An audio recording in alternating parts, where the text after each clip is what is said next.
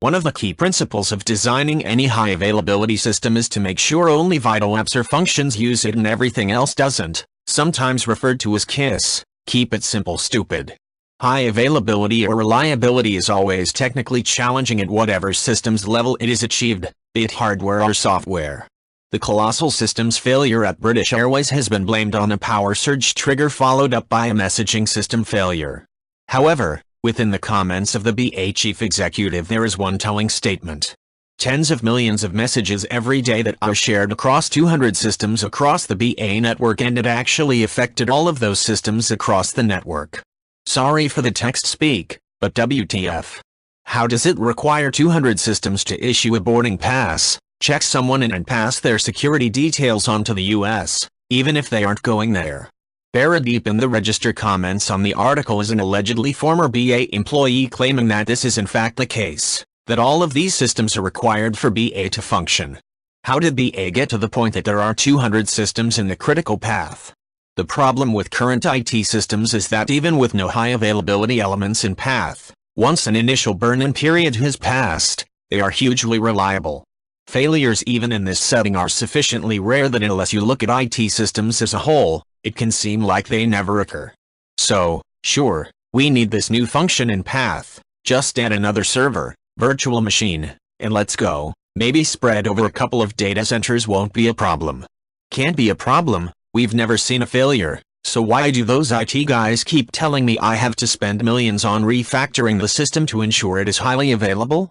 Another organization that struggled to internally communicate the true nature of the reliability risk they were facing was NASA, and the consequences of that were even more visible than BA's. This also demonstrated a spectacularly poor understanding of the nature of risk on the part of senior management. During the Rogers Commission's investigation into the Challenger disaster, Richard Feynman examined the NASA approach to estimating failure rates. NASA's management believed that the risk of shuttle failure was necessarily 1 in 10 circumflex 5. This figure seemed fantastical to Feynman, and so he estimated the failure rate himself and obtained a figure of 1 in 100. Moreover, once he involved NASA's engineers in the calculation, this figure came in between 1 in 50 and 1 in 200. How could there be such a disconnect between the engineers' view of the failure rate of the system they designed, and the management's view of the system they commissioned? In the case of the shuttle, many engineers had raised the issue that ultimately led to the failure, but their warnings fell on deaf ears. Indeed, it was far from clear that even senior NASA management were actually capable of understanding the warnings their engineers were raising, often having neither an engineering or scientific background. NASA were well aware of the exposure that a failed space shuttle, likely to be both explosive and public, would cause. Indeed, from a risk-consequence perspective, the outcome was regarded as having similarly negative connotations to the assassination of a president. So how could they get it so wrong? There are almost no organizations, actually there are none, that like or encourage prophets of doom. So what, if any, are the parallels for large-scale IT systems? For many organizations, citing practically all UK government utterances on IT issues as evidence, senior management has practically no meaningful IT knowledge beyond the ability to press the buttons on their smartphone or tablet. Within the IT function, senior management figures are generally chosen, by non-technical managers, for management rather than their technical abilities. How many organizations, BA included, have a detailed model of why their systems are fit for purpose?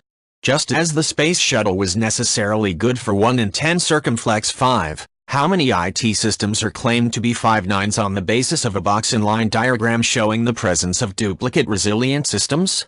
Are the models used by IT management to understand the underlying failure rate of their systems any better than the ones used by NASA management to achieve their necessary 999?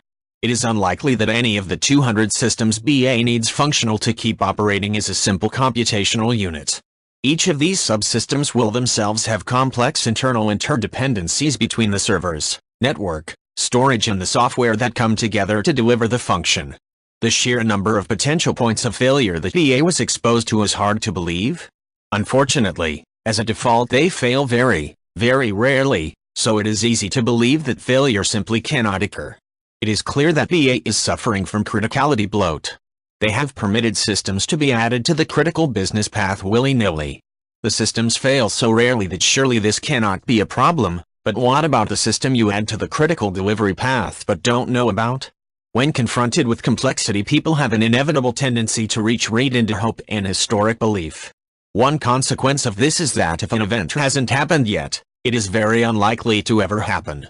In probability circles, this is called the gambler's fallacy, the base of a significant fraction of the earnings currently achieved on the web. A great example is the so-called guaranteed winning doubling strategy for roulette.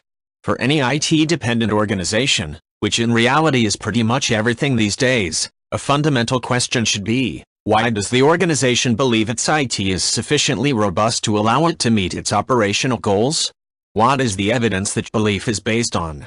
How has the evidence been validated? Is there a predictive model, not a picture on a slide deck, of why the system as a whole stays up? Just like velociraptors, it's not the one you can see that kills you. If you like this video, please leave a like and subscribe.